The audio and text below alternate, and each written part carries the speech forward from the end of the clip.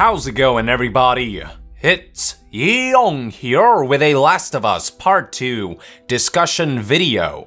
As I'm sure many of you are aware, the hot topic right now is the theory that the Joel we see in the reveal trailer is actually dead and a figment of Ellie's imagination. This is a topic that I covered in my trailer analysis of the PSX 2016 trailer, and as I said then, I can totally see how a case could be made for this theory. The way Joel walks into the house as a silhouette seeping through a blinding light in an almost angelic fashion. The fact that his clothes and overall appearance appear to be very clean and well groomed, all things considered. The argument that his hair looks more youthful with a healthier shade of brown than you'd expect from a 4 to 5 years older Joel.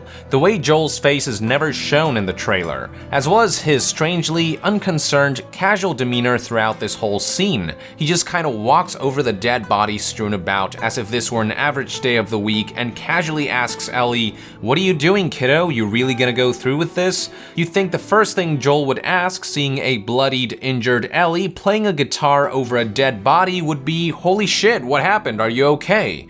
Overall, there is definitely a strange air to Joel that is a little off-putting. Now, a few counter-arguments could be made for some of these oddities. For example, Joel walking into the house in angelic fashion could just be dramatic effect. After all, we do see his reflection on a nearby puddle of blood, suggesting that he is physically there.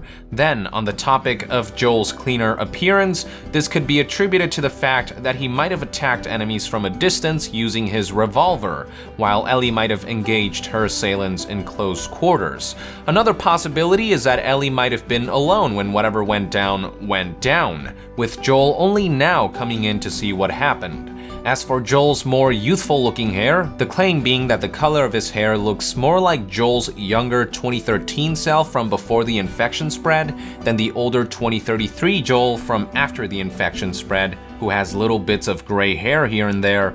I would argue that this can probably be attributed to the darker lighting of this scene. Even in the first game, 2033 Joel's hair can look quite healthy and youthful under the right lighting conditions. I should also point out that if you look closely at Last of Us Part 2 Joel, let's call him 2038 Joel for brevity's sake, it's actually possible to spot gray bits of hair on his beard if you pause and zoom in at the right time. So as far as 2038 Joel's hair is concerned, I personally don't see anything strange. In fact, I would even say that 2038 Joel's hair looks noticeably longer than 2033 Joel's. If we put all the Joels side by side, you can see that his 2013 hair is short and clean, with no gray anywhere, and then his 2033 hair is a little longer and more disheveled, but still shorter than what we're seeing here in 2038, which looks a little longer and fuller. The mullet in particular makes this apparent, as it now curves outwards as it leans against the back of his neck, which didn't happen with 2033 Joel's mullet.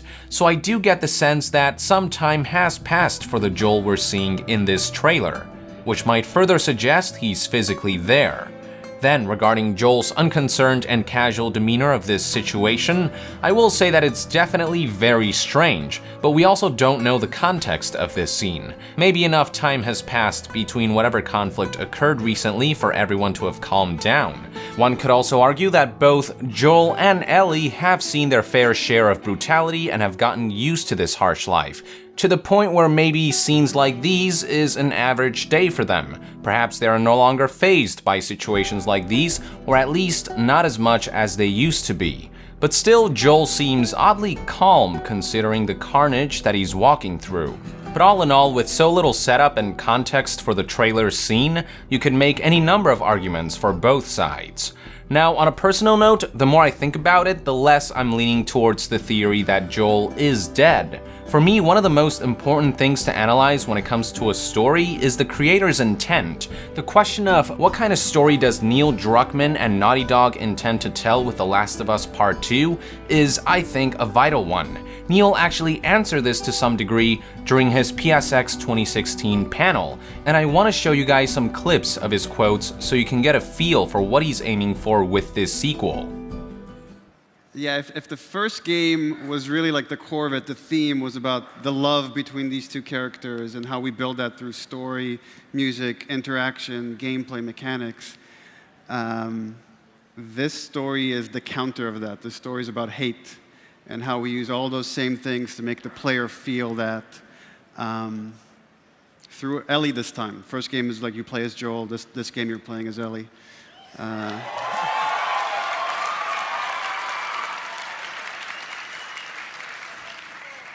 And that is all I'm going to say about that. So we've got The Last of Us Part 2. What does it mean, Part 2? Where are we? Where are we in the story of Ellie and Joel? We're a few years after the events of the first game.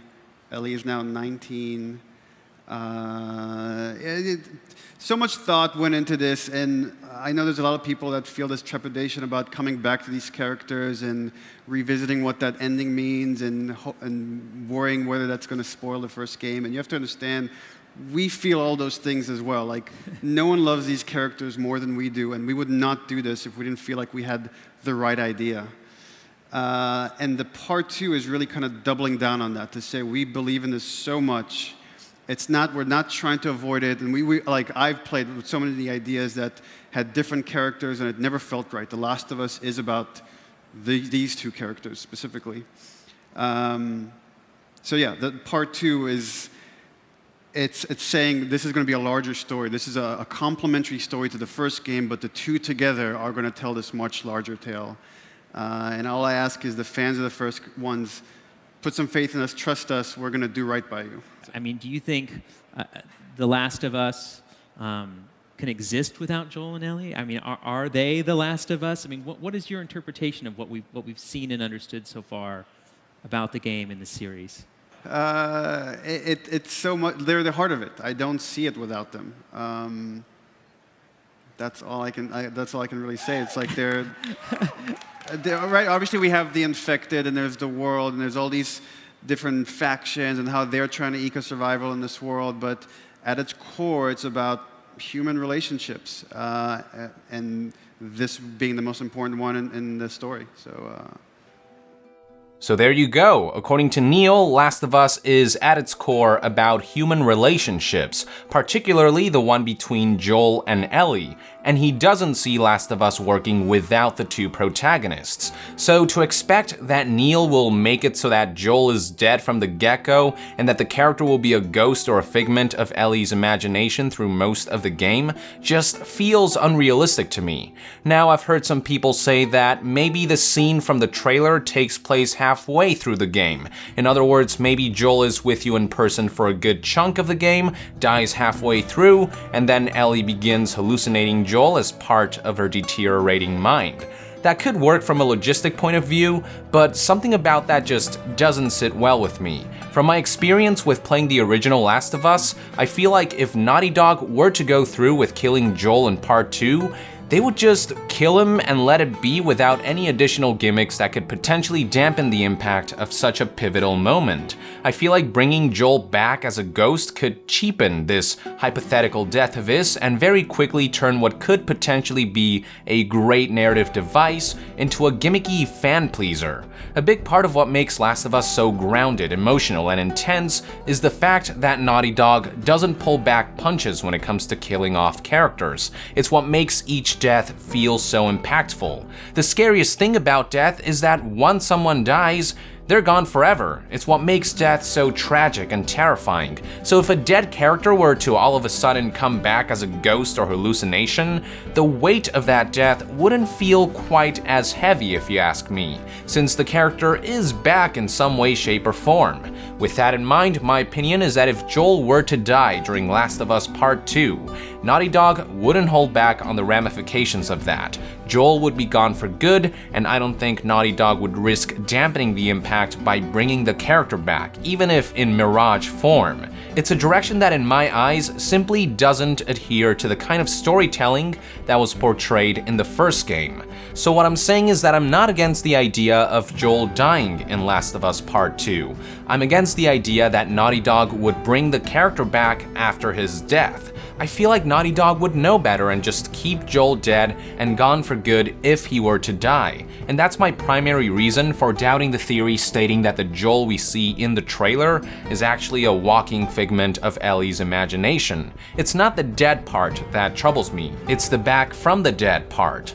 Don't get me wrong, I do agree that there are a lot of things about Joel in this new trailer that feel strange, but I would argue that the thought of Naughty Dog implementing ideas like subconscious hallucinations of dead characters is even stranger. That's just my opinion though, and it could very well differ from what you're thinking, so I'd love to hear what you guys have to say in the comments below. Do you agree or disagree with what I have to say? Do you have any theories of your own that you'd like to get off your chest? Discuss away in the comments below, and to be further updated on all things Last of Us Part 2, stay tuned right here on Young Yeah. I'll see you guys next time. Young out.